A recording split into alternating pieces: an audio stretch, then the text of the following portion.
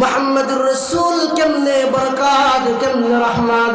হালিমা বলেন আমার বুকের মধ্যে কোনো দুধ ছিল না, মুহাম্মদ যেদিন আমার তাবুতে আসছে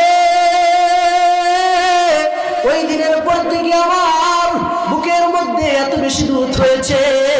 মুহাম্মদ নিজেও তৃপ্তি সহকারে খেয়েছে, মুহাম্মদের ভাইও তৃপ্তি সহকারে খেয়েছে। আমরা যখন তাবুতে আসলাম আমাদের উটনি কখনো দুধ দিত না, উটনিটাও চিকন হয়ে গিয়েছিল, দুর্ভিক্ষের সময় ছিল।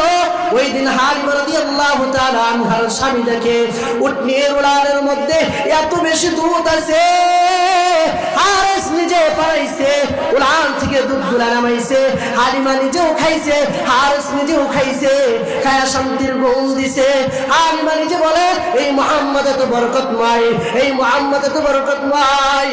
আমরা যে উটনি দিয়ে আসছি এই উটনিটা সুন্দর করে দৌড়াইতে পারতো না, যাদের সাথে আসছিলাম তাদের অনেক উটনি ছিল, তারা আমাদের সাথে আসতেছিল, তাদের উটনিটা দ্রুত গতিতে চলে গেছে, আমি হালিমার উটনিটা দ্রুত গতিতে যাইতে পারে নাই, তারা বিরক্ত হয়ে ফারায়াত হয়ে গেছে। কিন্তু এখন দেখি আমার উটনিটা তাদের ওই উটনিকে পিছনে ফালায়া সবার আগে আমি গ্রামে চলে গেছি। যারা পাশে ছিল আমার সাথে সওয়ারি ছিল তারা সবাই জিজ্ঞাসা করলো, ও হালিমা এই উটনিটা কার? তুমি কি উটনি পরিবর্তন করছো কিনা?